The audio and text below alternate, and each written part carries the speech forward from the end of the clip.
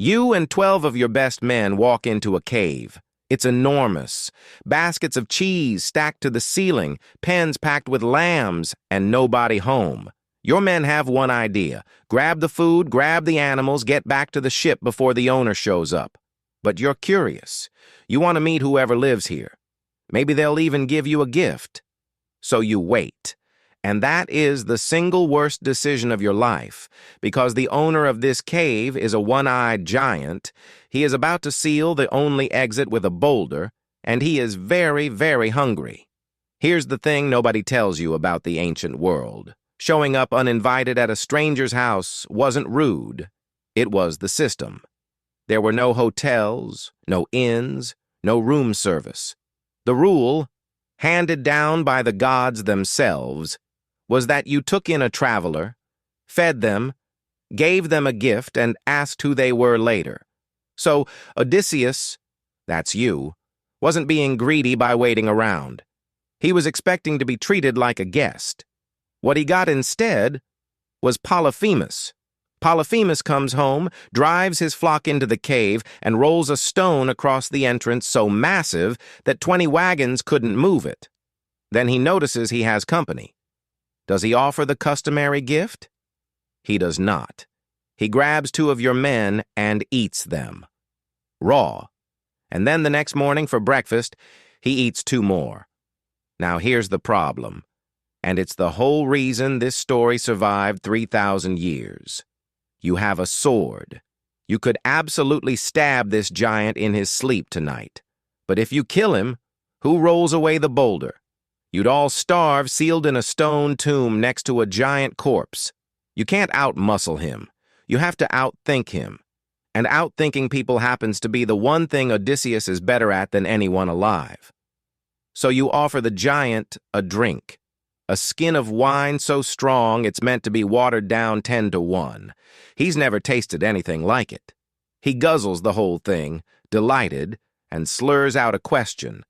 What's your name? And you look this man-eating monster dead in his one eye, and you tell him your name is nobody. Charmed and drunk, he finally offers you that gift. He promises to eat nobody last. Then he passes out cold. That's your moment. You and your men take a massive olive wood stake, sharpen the tip, harden it in the fire, and drive it straight into the giant's single enormous eye. He wakes up shrieking. The other Cyclops on the island hear the screaming and shout through the boulder. "Polyphemus, what's wrong? Is someone hurting you?" And he bellows back the most useless cry for help ever recorded. "Nobody is hurting me!" So they shrug, and they go home.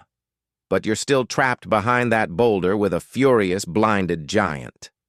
In the morning, he rolls the stone aside just enough to let his sheep out to graze.